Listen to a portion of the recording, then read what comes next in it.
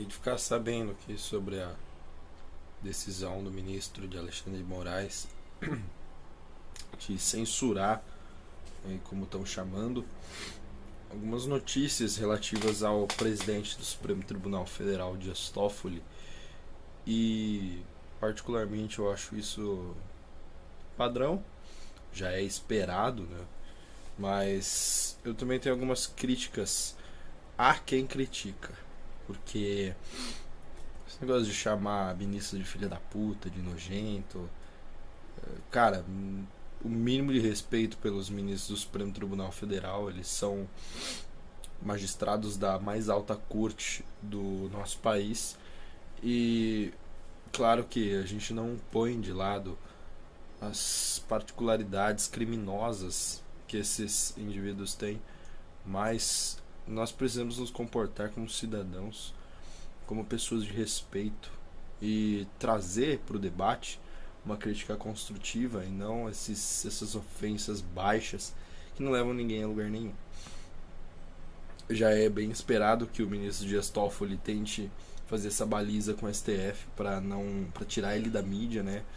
No tempo que o STF estava aflorando ali, tudo era o STF, tudo, ele começou a pegar mais casos com menos relevância, fazer julgados mais comuns e não tão relevantes para a sociedade, como impeachment, como prisão de segunda instância, sistemas, aborto. Ele acabou deixando isso pro lado, né?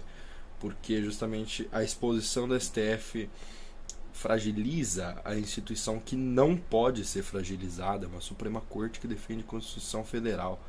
Não tem segredo. As pessoas abaixam cada vez mais as instituições brasileiras, fora STF, fora presidente. Isso é um absurdo, isso é uma anomalia. A sociedade é protegida, teoricamente, pela Suprema Corte, porque ela que analisa a legislação e faz a conexão com a Constituição. E o pessoal pede fora STF. Como que funciona isso? Como que a gente vai ficar sem uma Suprema Corte no nosso país? Então, eu sou muito contrário a esse tipo de crítica, porque eu acho que não agrega em nada e não traz nenhum tipo de relevância para debates.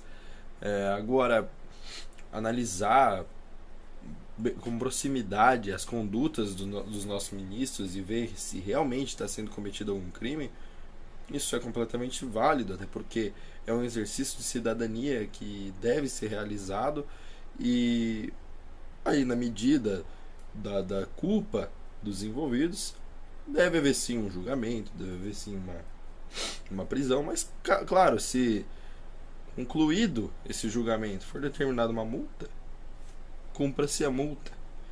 Não existe nenhum tipo de processo que não corra dentro dos trâmites da lei.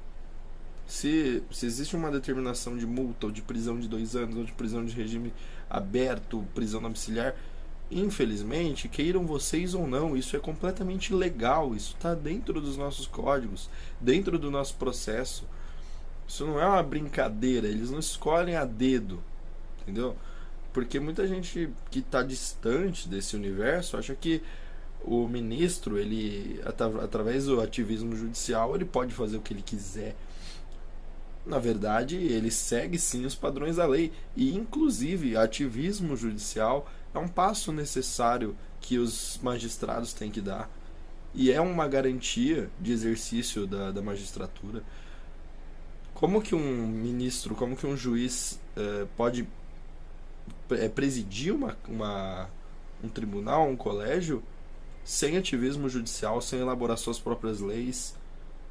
Como que ele não vai fazer esse link entre o judiciário e o legislativo se os poderes são autônomos e harmônicos, né? São independentes e harmônicos. Assim como o poder executivo precisa de uma parcela desse poder judiciário, essa extensão de poder. O poder não é único, não é centralizado em uma só competência ali. O judiciário não é só um elemento que julga. O executivo não é só um elemento que executa, ele precisa de um pouco de cada, mas exercendo sua atividade principal. Executivo, executa. Legislativo, cria leis. Mas o legislativo também precisa julgar. Como que o legislativo não vai julgar se quando a gente tem processo de impeachment é justamente o legislativo que faz esse julgamento? Entendeu? Então, antes de vocês fazerem críticas tão massivas, eu acho que é muito mais lucrativo permanecer numa neutralidade. Porque eu, por exemplo, não tenho nenhuma opinião extremamente formada e solidificada sobre os tipos de delitos cometidos pelos ministros de STF, pelas altas autoridades do nosso país. Até porque quem sou eu? Eu sou um mero cidadão. Eu quero ter conhecimento suficiente para olhar para esses casos aqui e falar se realmente há ou não razão. Mas uma coisa é muito certa: não há razão em nenhuma ofensa.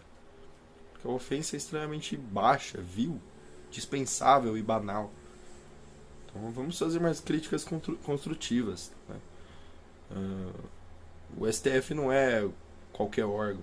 O STF não é a casa do seu vizinho, a casa do seu amigo. É a Suprema Corte que está lá. É a instituição mais poderosa do judiciário.